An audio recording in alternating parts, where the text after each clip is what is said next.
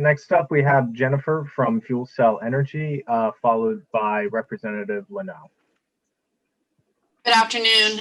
Thank you, Representative Arconti, Senator Needleman, and all of the members of the committee for the opportunity to provide comments here today.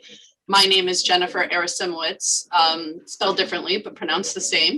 And I'm the General Counsel and Chief Administrative Officer of Fuel Cell Energy. Fuel Cells just entered our 52nd year of operation, all 52 of them proudly headquartered in and exporting our products globally from right here in Connecticut.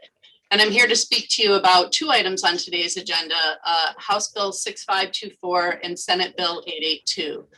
Fuel Cell has submitted written comments on these two bills, so I'm only going to highlight some key points now in order to conserve time for any questions.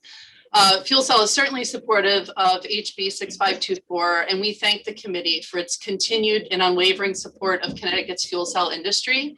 We view this bill as delivering on the promise contained in Public Act 17-144 for the procurement of fuel cells, which to date has unfortunately never been implemented. Fuel Cell is opposed to Senate Bill 882, and specifically the provisions about the non-carbon emitting electric generation, which seems to come back year after year in one form or another, and which in our opinion represents misguided policy detrimental to both residents and businesses. SB 882 ensures that Connecticut is not going to have a place in the clean energy transition to a hydrogen economy. The current administration does seem focused on electrification, using wind, solar, and batteries is the answer to the climate challenge, while the rest of the world is moving in the direction of hydrogen generation, hydrogen storage, and fuel cells. I note that Commissioner Dykes mentioned clean hydrogen this morning. However, in over 170 pages of the draft integrated resource plan, the word hydrogen only appears twice. An outright ban on carbon emitting resources, both behind the meter and grid connected, absent a viable transition and clear path to resilient baseload electricity, like that provided by hydrogen fuel cells, ensures that Connecticut is going to be sitting in the dark while its industry moves out. Wind, solar, and batteries, while very important to the overall clean energy mix, can't carry it alone. Frankly, science dictates that it's impossible to power Connecticut without clean baseload, non-intermittent generation. We have included a presentation with our written comments that demonstrates that it would take 700 square miles of land, cost $13 billion for battery storage, and consume 6% of the world's global cobalt production to power Connecticut with solar and storage.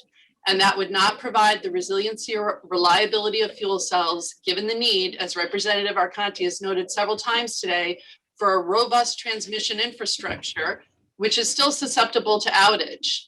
Large-scale wind and solar is unable to site power where it's consumed in the middle of our urban communities, like can be done with clean fuel cells. 30 seconds. And the cleanest baseload distributed generation available today are fuel cells. We keep the lights on when other forms of generation go down. We are capable of transitioning seamlessly to biogas should there ever be enough produced in Connecticut, which we hope there will be someday.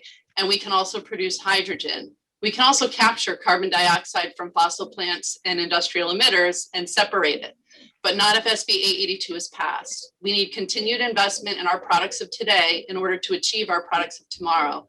I'm happy to answer questions from members of the committee. I'd request that you consider our more expansive comments in your deliberations, and thank you again for your support. Thank you, Jennifer. Representative Arconti. Thanks, Senator, and thanks, Jennifer, for testifying today. Could you speak to, I'll start with the House bill. Would you be able to speak to the resiliency and economic impacts that the state would benefit from if the House bill were to become statute? Certainly. I'll start with resiliency. We approached the utilities when 17-144 was passed and actually posited a resiliency play with fuel cells, which would be siting them at wastewater treatment plants. Because they didn't avail themselves of the bill, no fuel cells were installed at wastewater treatment plants. During Hurricane Isaias, multiple wastewater treatment plants lost power. that would not have lost power if they had had on-site fuel cells. And there were several instances of raw sewage being dumped into Connecticut's rivers and streams. So the ability to have a thoughtful, cooperatively planned, targeted opportunity to place fuel cells in critical places, hospitals, wastewater treatment plants, things of that nature, and connect them in microgrid mode would provide the type of resiliency we need when these types of storms come along.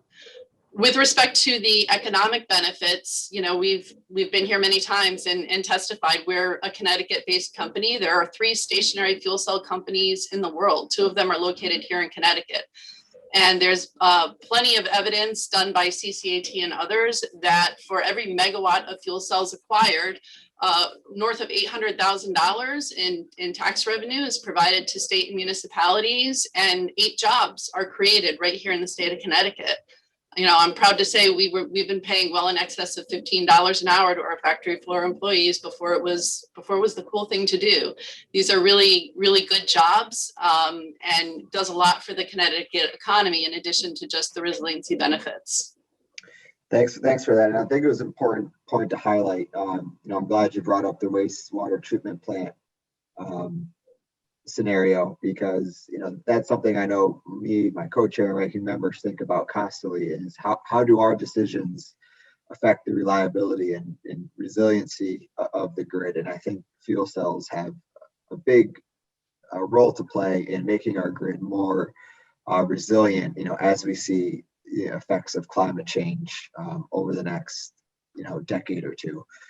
And then my follow-up question too is if you could expand on, you know, where the industry is going. You know, I love how you know discussing hydrogen and the ability to even you know, through continued R&D, carbon capture technology. Absolutely. The product is advanced. I mean, we've been here 52 years, so obviously we've had substantial advancements. You know, first and foremost, we have the ability to combine heat and power. So for other manufacturers that can't rely on intermittent power, we can displace their boilers. We're doing that at Pfizer, where they basically invented the vaccine powered by fuel cell energy fuel cells, providing them electricity, displacing the need to run gas through their boilers to provide additional heat. We are currently installing a breakthrough project at the Port of Long Beach in California, which is going to run on biogas, because California has done a lot with digesters. They have a lot of biogas. It's going to provide electricity and thermal energy to the port facility. It's going to generate hydrogen to fuel the Toyota Mirai cars and Class 8 trucks at the port. And then the other byproduct of a fuel cell is hot water, which is going to be used by Toyota for its car washing operations. So the generation of hydrogen, and California has invested substantially in hydrogen networks for vehicle fueling, is something that Connecticut could look to utilizing fuel cells. Now, hydrogen, the traditional way of producing it today, is actually quite dirty. It's something called steam methane reforming. It's almost as dirty as burning coal. But when you generate hydrogen with a fuel cell, it's incredibly clean. No NOx, no SOx, no particulates. And then our carbon capture application, we have the ability to site a fuel cell next to a coal burning plant or a gas burning plant and take the flue gas from their operations, run it through our fresh air intake, and concentrate the carbon. We also, quite frankly, have the ability to concentrate our own carbon in the process. The problem is, what do you do with it? We're looking at advanced applications such as giving it to beverage manufacturers to carbonate beverage or for production of dry ice. But again, it's the ability to sell our products today, which funds and perpetuates the business, and the ability to do some of these cool things for the future, which we hope will be here by 2040. But if Connecticut passes SB 882 that says there's no more natural gas, I mean, even looking at 6524, those will become stranded assets. If the biogas doesn't develop to switch us over to, if hydrogen doesn't develop, and quite frankly, investors aren't going to fund that if they know that there's a cliff and they don't see a very defined, viable path to move forward. Right. So how would you bring up your commentary just sparked another question. You know, a lot of these are done through 20-year, you know, PPAs. You know, let's say fuel cell, you know, entered into a PPA in 2025 for some procurement in Connecticut, and Section 1 of SB 82 was in statute at that point as written. What would happen? The PPA would go past the goal that the statute says of 2040. So what would happen, December 31st of 2039 to these assets, and what would the company do? I mean, it's a power purchasing agreement. So I don't know, maybe shed some light on that. I wish I could. What I would tell you is, first of all, that PPA would probably never get executed because we wouldn't be able to finance it, because the bank sitting across the table from us would ask the exact same question that you asked. And they would have to ensure that they could fully recover their investment prior to the time that that plant would presumably have to be shut down. I don't know, because when you read SB 882, it's very unclear as to what happens. It's unclear what happens. Right now you have hospitals, whether they have fuel cells or they have backup diesel generation. What happens on December 31st, 2039, when this bill goes into effect? Are hospitals no longer able to fire up their diesel generators to keep the lights on in a storm? If the utilities had fuel cells that had to shut down as a result of this, if the utilities had procured the assets, I assume they would become stranded assets. But the lawyer in me reading the bill says I have no idea what happens in 20. Stranded asset from a utility perspective, would the ratepayers be on the hook for that stranded asset? They always have been in the past for stranded costs. All right. That concludes my questions. Thanks so much, Jen, for testifying. Thanks, Mr. Chairman. Thank you, Representative Arcani. Thank you, Representative Akani. Representative Aurora. Thank you, Mr. Chair, and thank you for the excellent testimony. I have a question here, or maybe a clarification of Mr. Arasimowicz. Pardon me there. That's fine. And my question really is, your clarification is that the fuel cell which you build, which produce electricity, are fueled by hydrogen, right? And hydrogen and oxygen, but hydrogen being the tougher thing to get in some sense, because it's just as you said, the conventional 90% of the hydrogen produced is very dirty, and the other 10% right now through the electrochemical processes, or what they call electrolysis, is quite clean, very clean. But my question for you is that this clean hydrogen is very inefficient. That is, whatever electricity you produce, it takes more than that. As a matter of fact, I've been told it takes 30 or 40% more than that to produce that hydrogen. So, so in some sense, I just want your advice and your thoughts on how does it become viable on any scale when you're putting in more electricity to produce back 30% less electricity, albeit clean one, but you started with 100 units and then you convert it into hydrogen, and then you convert it back using a fuel cell into electricity, and you got only 70% back. That's the technology as I understand it. Can you please comment and explain to the committee and perhaps to myself about it? Certainly, and I'm going to caveat this by saying I am a lawyer by training, not an engineer, so bear with me. First of all, we have two products at Fuel Cell Energy. One of them is currently commercial, one of them is not. Our commercial product is a carbonate-based product. It does not run on straight hydrogen. It takes a methane-rich fuel like natural gas, like biogas, like propane, and through chemical reaction internal to the fuel cell, strips out the hydrogen that it actually uses to generate the electricity. We do have under development a solid oxide product, which does have the capability to run on hydrogen. And the reason we are using that other product for a lot of our hydrogen base is because we can do reverse electrolysis. So we can create our own hydrogen and we can store it. So what you can do in that case, and if you look at somewhere like California, where they have an overabundance of solar power, they actually have to curtail solar during the day because they have so much. If you put a bunch of our solid oxide electrolysis fuel cells, you could take all that extra sun power, which would normally not be produced because it would be curtailed, use that to create hydrogen, put the hydrogen in the tank. You actually have unlimited storage, unlike batteries where typically you get 4, 5, 6 hours. As long as you keep adding tanks, you keep storing all the hydrogen you want.